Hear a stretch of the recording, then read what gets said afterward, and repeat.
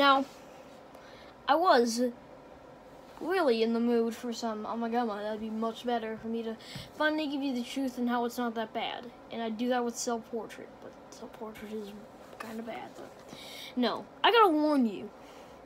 Have you ever wanted to listen to Pink Floyd in the 80s? The new ones from the 80s? Don't! And the main reason why is because of this. A momentary lapse of reason. It's one of their worst albums. Like, it's number 12. Or number 13. What could possibly be down there? Some other albums, like, Saucerful Secrets, or, The Final Cut. Those are worse than this, but this is still really bad. I'm gonna give you some reasons. So let's look at this cover.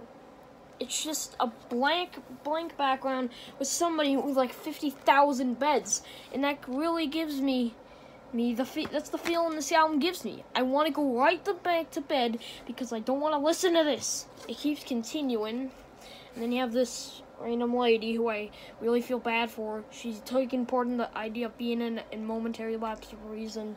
And then you get the track listing. You open the gatefold up. It looks like this.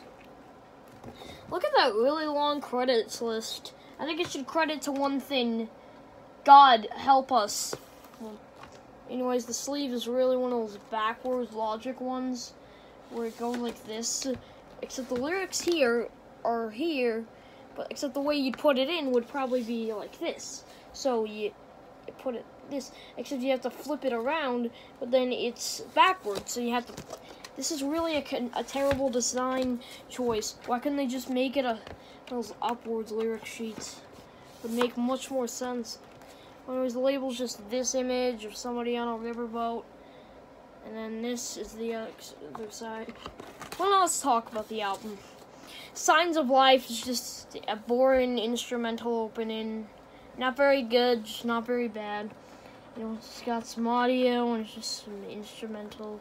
The synthesizers sound pretty bad. The instruments sound not that good though, and yeah, just not that good of a song. But it's one of the better on the album just because there's some bad stuff coming ahead.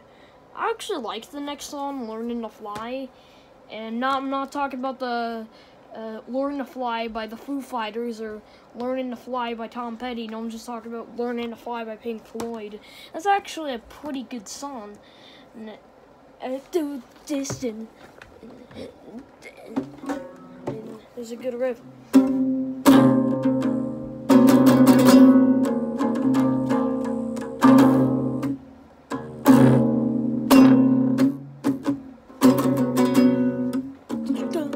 Yeah, it's actually an awesome one.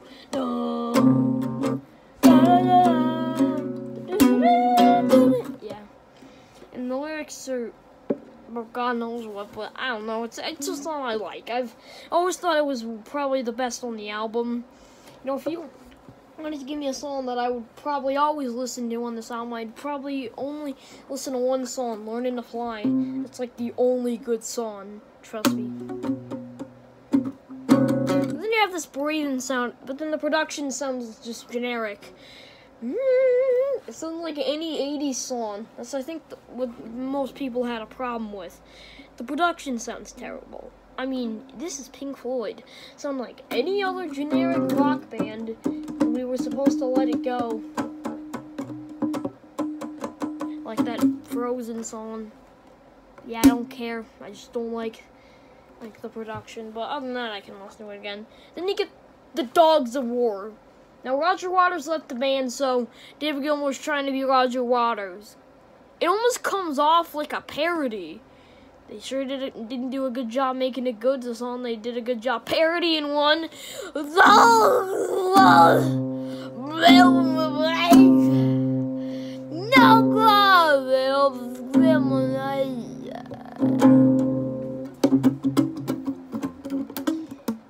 If only it made any sense. It just goes, what a world indeed is, what a world. I'd ask that when I'm listening to this. Yeah, and then it just gets the saxophone solo, and then it just keeps going and going. 6 minutes, please end this. Anyways, afterwards you get One Slip. I always thought it sounded cool. It just sounds generic, you know? Just sounds so generic. I could make a more unique song by using up a bunch of weird music loops, but not in the way that I've been street of raging dead. I mean, I can just make it would sound more unique than a momentary lapse of reason. I can make something that is just a rip-off of a song in the exact same way, but either way, it sounds more unique than the momentary lapse of reason does.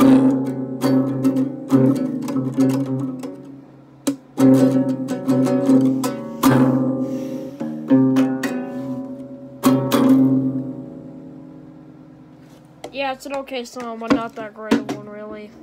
And then you get On the Town in a Lake, which is actually a pretty ballad, just not honestly one of my favorites. I like that guitar solo, though. There's some good guitar solos. And some of the lyrics, and it's kind of alright, but I don't know, it just doesn't speak to me. Not one of their better ballads. It's kind of just gross, a little drawn out. You're not that big of a fan of it. Then you get to side 2.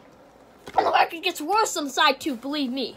So, Yet Another Movie is one of the stupidest songs I've ever heard. I mean, you call a movie out a song Yet Another Movie on a Pink Floyd album and make it a 6-minute song that goes absolutely nowhere and has this stupid riff. Like, I've heard much better riffs on worse albums by worse artists. Yeah, anyways, then it builds up, and then it's like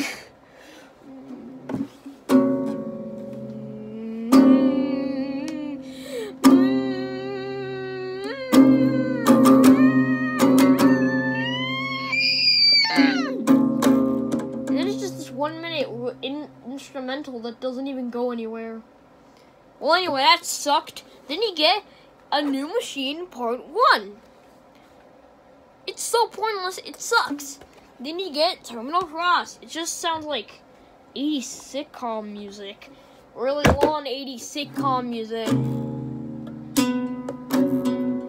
Actually, it sounds more like, you know, like music you'd hear, like when you're bored in a plane. Like, imagine that. You're bored in a plane.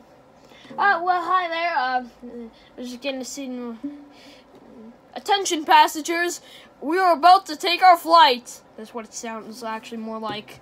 And yeah, New Machine Part 2. It sucks so much, I don't want to listen to it. At least it's only 30 seconds, but it's terrible.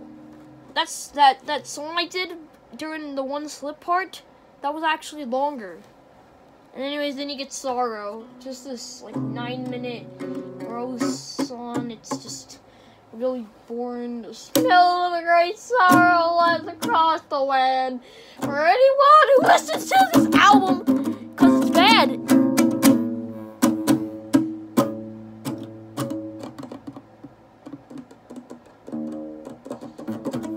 Yeah, I honestly I have no words for Sorrow. I mean, it's like a worse version of Graveyard Train by Creedence.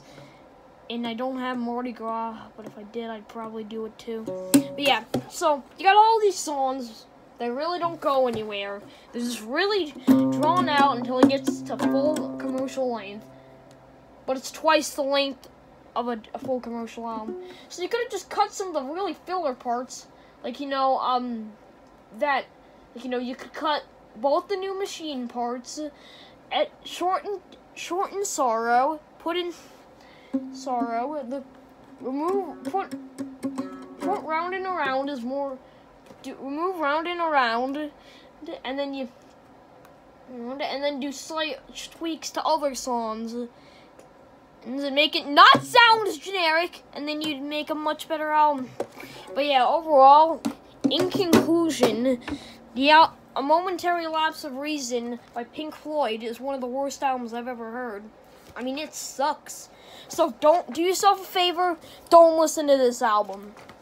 No matter if you see it on sale for $1. If you like the album, sure get it. But I'm not sure if you do like it. So let's just not listen to A Momentary Lapse of Reason. Okay, got it. Nice. Thank you.